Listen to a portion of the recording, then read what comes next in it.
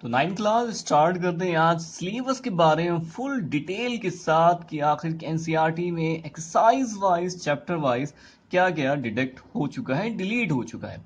चलिए स्टार्ट करते हैं। सबसे पहले आपको पता होना चाहिए कि आखिर कौन कौन से चैप्टर आपके कितने कितने मार्क्स के आ रहे हैं। तो उसमें सब जो फर्स्ट चैप्टर आपका नंबर सिस्टम, जिसमें सिर्फ एक ही चैप्टर आता है, यूनिट वाइज यहाँ पे लिखे हुए हैं, यहाँ पे नाम लिखे हुए हैं, सबके मार्क्स लिखे हुए हैं। तो नंबर सिस्टम में सिर्फ चैप्टर 1 आएगा जो 8 मार्क्स का होगा। अलजेब्रा में 2 चैप्टर आपके इंक्लूडेड हैं, चैप्टर 2 एंड चैप्टर 3, जो टोटल 17 मार्क्स का आएगा। कोऑर्डिनेट ज्योमेट्री में चैप्टर 4 जो एक ही चैप्टर है वो आएगा 4 मार्क्स का। ज्योमेट्री जो काफी ज्यादा चैप्टर में यहाँ पे बुक में अवेलेबल है, उसमें 6, 7, 8, 9, 10, 11 ये आपके 6 चैप्टर के साथ मिलकर ज्योमेट्री तैयार होती है जो आपकी 28 मार्क्स की आएगी। मेंसुरेशन जिसमें 12 और 13 से 2 चैप्टर इंक्लूडेड हैं जो आपके आएंगे 13 मार्क्स के। इसी तरह से स्टैटिस्टिक्स और प्रोबेबिलिटी ये सिर्फ 2 चैप्टर हैं 14, 15, इनके जो टोटल मार्क्स हैं आपके 10 मार्क्स हैं। टोटल आपको जो बन के आता है एग्जाम पर्पज से वो 80 मार्क्स। तो ये तो आपको क्लियर हो गया कि आखिर कौन सा चैप्टर कितने मार्क्स का आना है। तो अब स्टार्ट करते हैं न्यू सिलेबस में आखिर क्या क्या चीजें आपकी कट हो चुकी हैं। तो ये जो सिलेबस नया जो है इशू किया गया है बाय सीबीएसई वो यहाँ पे दे रखा है। इसमें वो टॉपिक लिखे हुए हैं जो आपके अब कट हो चुके हैं, जो एग्जाम में नहीं आएंगे।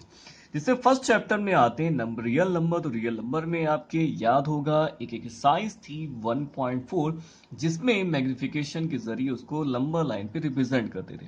तो ये टॉपिक आपका खत्म हो चुका है। अगर ये टॉपिक ही खत्म हो गया है इसका मतलब है ये अब आपके एक्सरसाइज भी बिल्कुल नहीं आएगी। तो यानी एक्सरसाइज आपकी 1.4 एनसीईआरटी में पूरी कट हो चुकी है। एनसीईआरटी में 1.4 एक्सरसाइज आपकी बिल्कुल भी नहीं आनी है क्योंकि इसमें आपको मैग्निफिकेशन के जरिए इस नंबर को नंबर लाइन पे रिप्रेजेंट करना था। तो ये टॉपिक कट हो चुका है, इस एक्सरसाइज को बिल्कुल भी अब लगाइएगा नहीं। इसके बाद आते हैं अलजेब्रा में। अलजेब्रा में आपका सेकेंड चैप्टर पॉलिनोमियल। पॉलिनोमियल में आपका x cube, y cube, z cube, 3xyz एक आपने आइडेंटिटी याद की थी, ये पूरी आइडेंटिटी कट हो चुकी है। यानी अब ये बिल्कुल भी आपके एग्जाम में इससे रिलेटेड कोई भी क्वेश्चन नहीं आएगा। चलिए इसके बारे में आते हैं कि कहां पे है ये।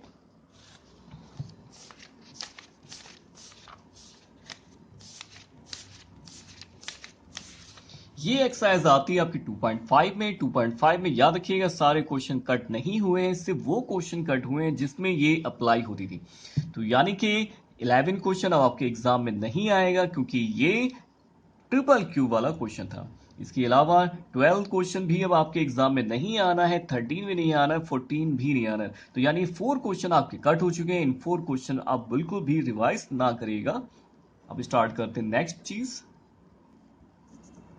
इसके बाद आते हैं, इसमें एक और टॉपिक भी साथ में था, रिमाइंडर थ्योरम। तो motivate and state the reminder theorem with example. तो रिमाइंडर थ्योरम आपकी यहाँ पे हट चुकी है, इसका कोई भी रिलेटेड से क्वेश्चन नहीं आएगा। लेकिन साथ में statement and proof of the factor theorem, याद रखिएगा फैक्टर थ्योरम आपकी हटी नहीं है, उसका प्रूफमेंट आपसे नहीं पूछा जाएगा। बाकी उसके जो यूज होते हैं वो सारे क्वेश्चन आएंगे। जैसे फॉर एग्जाम्पल एक्सरसाइज आपकी थी, इसमें एक्सरसाइज एनसीईआरटी में जो थी आपकी 2.3। अब ये 2.3 एक्सरसाइज बिल्कुल भी नहीं आनी, इसको बिल्कुल भी आपको रिवाइज नहीं करना है क्योंकि रिमाइंडर थ्योरम आपकी कट हो चुकी है। साथ में 2.4 में फैक्टर थ्योरम से रिलेटेड क्वेश्चंस तो आएंगे लेकिन इससे आपसे ये नहीं पूछा जाएगा कि फैक्टर थ्योरम कैसे प्रूव करेंगे।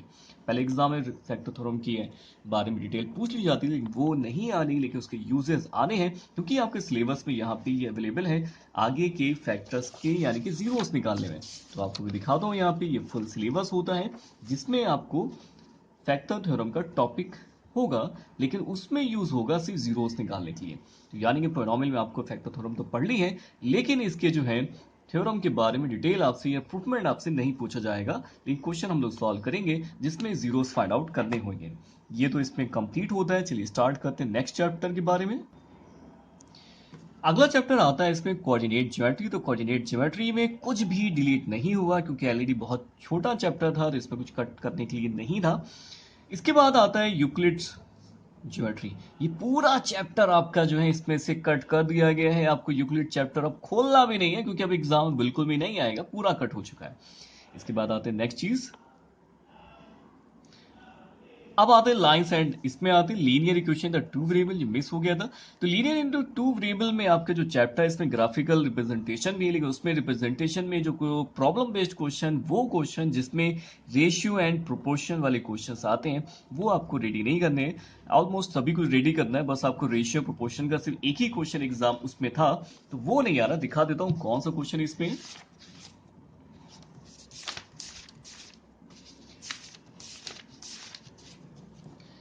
तो याद होगा आपको, इसमें 4.3 में क्वेश्चन नंबर 6 एक वैल्यू बेस्ड क्वेश्चन था, प्रॉब्लम बेस्ड क्वेश्चन था।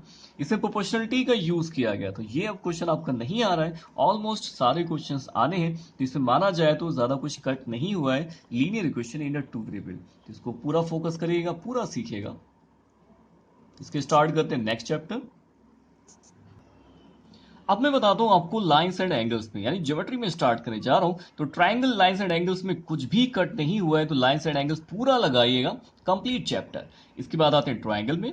तो ट्रायंगल में आपकी कई थ्योरम्स थी वहां पे, जो प्रूफमेंट के लिए यूज होती थी कॉन्ग्रेंसी में, लेकिन उसमें से ASA, याद रखिएगा, ASA आपकी कट हो चुकी है। ASA थ्योरम आपको नहीं पढ़नी, इससे रिलेटेड भी कोई क्वेश्चन नहीं आएगा। लेकिन जो बाकी चीजें होती है, मैं दिखा देता हूं कौन कौन सी इसमें पहले से सिलेबस में थी या अब है। तो ट्रायंगल में आपकी जो चीजें आती हैं, इसमें कॉन्ग्रेंसी में कई चीजें आती हैं। SAS पढ़ेंगे, ये आपके सिलेबस में है।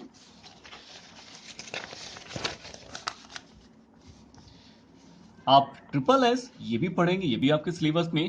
RHS ये भी पढ़ेंगे, आपके सिलेबस में है। और साथ में the side opposite to the equal angle of a triangle are equal, ये सारी चीजें पढ़ ली। दिखाता हूं आपको क्या चीज नहीं पढ़ ली है एनसीईआरटी से।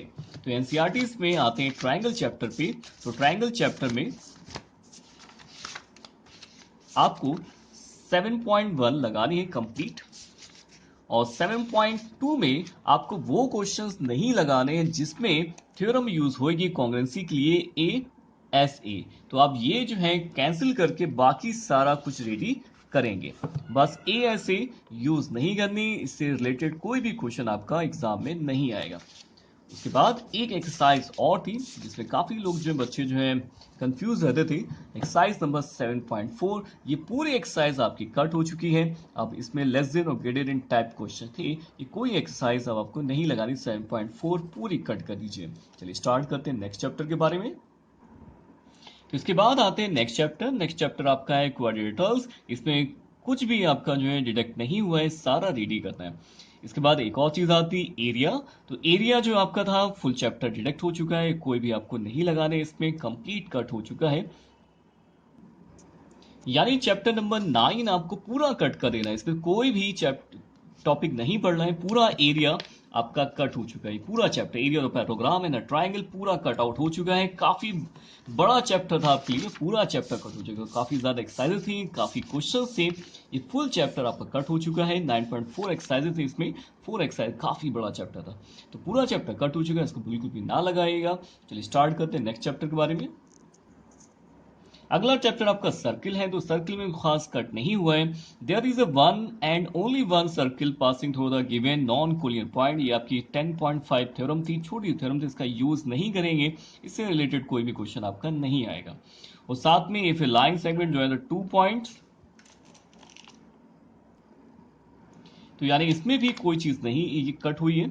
If A line segment join the two point subtend equal angle and the other two line in the same side are containing the segment 4 point equilibrium, ये कन्वर्स थ्योरम थी। ये टीचर्स आपको जब मैं कराऊंगा तो बताऊंगा उसके बारे में। तो ये भी चीज आपकी कट हो गई नहीं। इस चैप्टर सर्किल में अगर देखा जाए तो कुछ ज्यादा खास कट नहीं हुआ है, क्योंकि ये जो चीज आपकी स्टार्टिंग में एक एक्सरसाइज में एक ही क्वेश्चन आपका इस टाइप का था, वो ही कट हुआ है। बाकी सर्किल आपको पूरा पढ़ना है। इसके बाद आते हैं कंस्ट्रक्शन में। कंस्ट्रक्शन में आपका एक क्वेश्चन होता था जिसमें ट्रायंगल का पूरा पैरामीटर गिवन होता था, वो पूरा क्वेश्चन कट हो चुका है। इसके बाद एरिया बात है। एरिया में आपके यहाँ पे एरिया मेंसुरेशन टॉपिक का है, वो एरिया अलग था, पैरेललोग्राम था, ये मेंसुरेशन टॉपिक में आता है। तो इसमें हेरोन्स फॉर्मूला होता है, ट्रायंगल के एरिया फाइंड आउट करते थे, लेकिन अब आपको क्वाड्रेटल का एरिया फाइंड आउट नहीं करना होगा, इससे रिलेटेड कोई भी क्वेश्चन आपका नहीं आएगा। सरफेस एरिया में कोई कट नहीं हुआ है, सब कुछ आपका अवेलेबल है इसमें। स्टैटिस्टिक्स में आपका हिस्टोग्राम, आपका with varying the base of length ही कट हो गया है, फ्रीक्वेंसी पॉलीगन कट हो गया है, मीन मीडियन और the mode of the ungrouped data cut हो गया है, और बाकी प्रोबेबिलिटी में कोई कट नहीं हुआ। इस तरह से पूरा आपका सिलेबस नया बन चुका है, काफ़ी चीज़ें कट हो चुकी हैं, अब आप काफ़ी अच्छी तरह से तैयारी कर सकते हैं। चलिए ठीक है, अच्छा लगे तो लाइक करिए, मिलते हैं फिर नेक्स्ट वीडियो में नेक्स्ट टॉपिक के साथ, एक्सप्लेनेशन के साथ।